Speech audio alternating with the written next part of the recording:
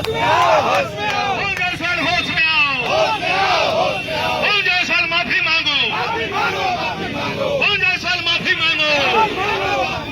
कांग्रेस एकता जिंदाबाद, नहीं सहा है नहीं सहेंगे। जायसवाल होश में आओ। करता है ये कि नहीं कि कलम चलाने वाला कमजोर है, ताकत कुछ महीनों में आपको अंदाज मिल जाएगा। श्रेष्ठ रहेगा। चित्रगुप्त महाराज का अपमान करने वाले आप सोच ले, मैं आपकी कई भर्त्सना करता हूँ, निंदा करता हूँ, आप होश में जब सचेत हो जाइए। जिस शब्द से दुखी किया है समाज को, हमारे समाज चित्रांश समाज को, इसके लिए उनको 2025 में ढाका में दिखा देंगे कि आप चित्रगुप्त भगवान क्या है और कलम क्या है, और आप भगवान को भी जो बांट रहे हैं वह सब भी सनातन धर्म में, और सनातन धर्म कह के आप वहाँ का विधायक बनते हैं और सनातन धर्म का अवहेलना कर रहे हैं। इससे ज्यादा दुखद बात क्या कुछ नहीं है। पवन जायसवाल मुर्दाबाद। क्या बोला है पवन जायसवाल ने? पवन जायसवाल बोला है कि दो तरह के देवता हैं हमारे धरती पे।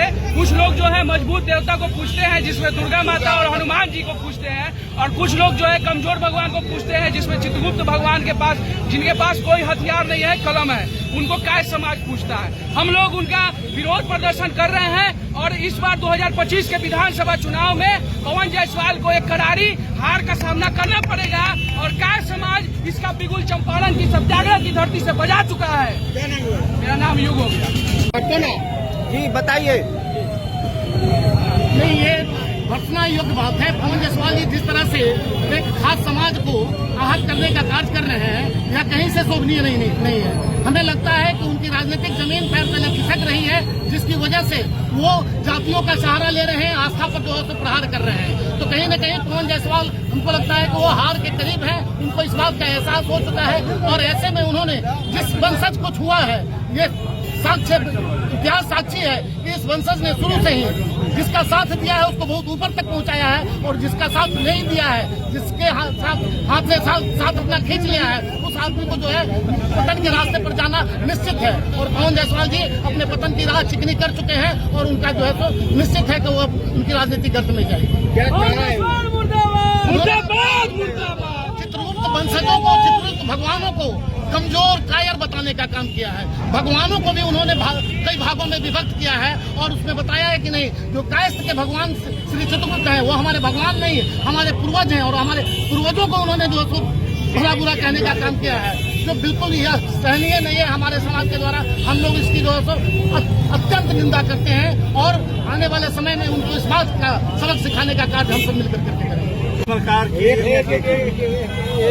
ढाका विधानसभा के विधायक पवन जायसवाल ने विगत दिनों जिस प्रकार की चित्रगुप्त भगवान की ऊपर अपनी तल्ख टिप्पणी की है, सबसे पहले उसकी घोर निंदा करता हूँ।